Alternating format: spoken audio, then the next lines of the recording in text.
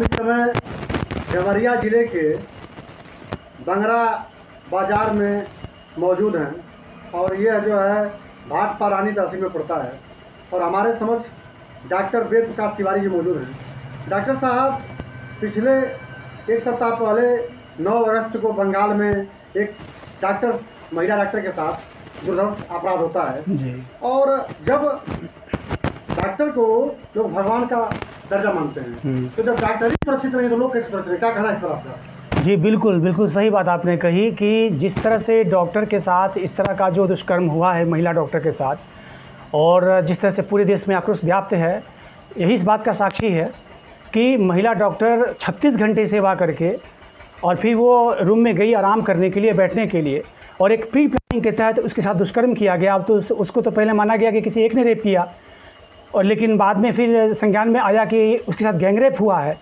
उसके बाद उसकी हत्या की गई है।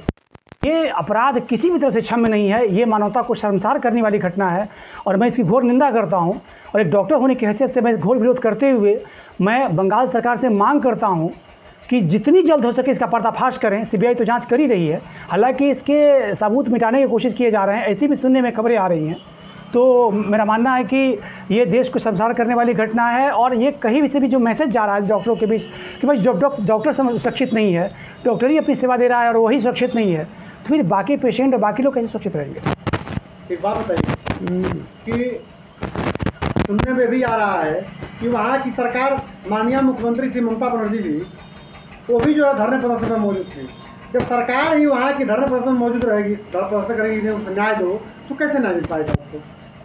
देखिए, धरना प्रदर्शन पर अगर किसी राज्य की मुख्यमंत्री बैठ जाती हैं, धरना करने वालों के साथ नारेबाजी करती हैं, तो प्रशासन उनका है, सिस्टम उनका है, ये जो उनका अस्पताल उनका है, उनके कर्मचारी हैं, उनके अधीनस्थ हैं, वो सीएम है वहाँ की, तो वो कोई भी कार्रवाई जो है करवा सकती हैं, उनके हाथ की चीज़ है।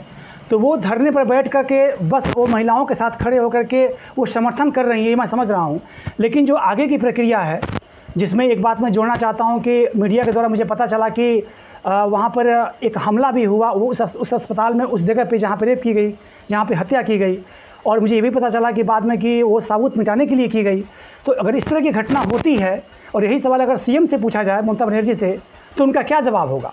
ये तो फिर सवाल के घेरे में तो खुद आ जाएंगे कि भाई आप ही का प्रशासन है, आप ही की पुलिस है, आप ही की सब कुछ है, और फिर जो है पुलिस तोड़ फोड़ करके और अंत में आप उसको छोड़ दीजिए।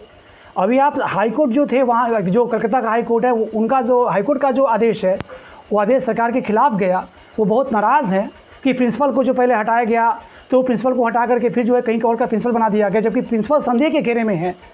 ये सारी चीज़ें हैं, तो बहुत दुखद स्थिति है। महिलाओं को न्याय कैसे मिलेगा?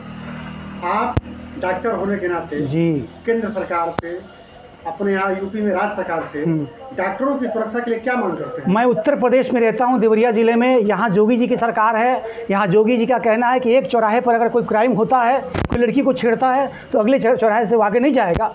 और जहाँ इस तरह की बात है, वहाँ निश्चित रूप से जो है अपराधी अपने गले में जो है वो अपराध का जो है वो पूरी धारा और अपना नाम और पता लेकर के और वो पटरी पर लिख करके और कहते हैं कि मुझे गिरफ्तार कर लीजिए। ये जो भय है, ये भय ज़रूरी है और यही भय बंगाल में होना चाहिए। यहाँ उत्तर प्रदेश में कोई भय नहीं है। उत्तर प्रदेश की महिलाएं सुरक्षित हैं। मुझे लग रहा है कि थोड़ी बहुत जो छिटपुट घटनाएं हो रही हैं वो संज्ञान में नहीं आ पा रही हैं इसकी वजह से, वरना सरकार के संज्ञान में आ जाए तो मजाल नहीं कि किसी महिला के साथ कोई दुष्कर्म हो जाए या किसी राजनीतिक व्यक्ति को कोई छेड़छाड़ कर दे, ऐसा कुछ नहीं।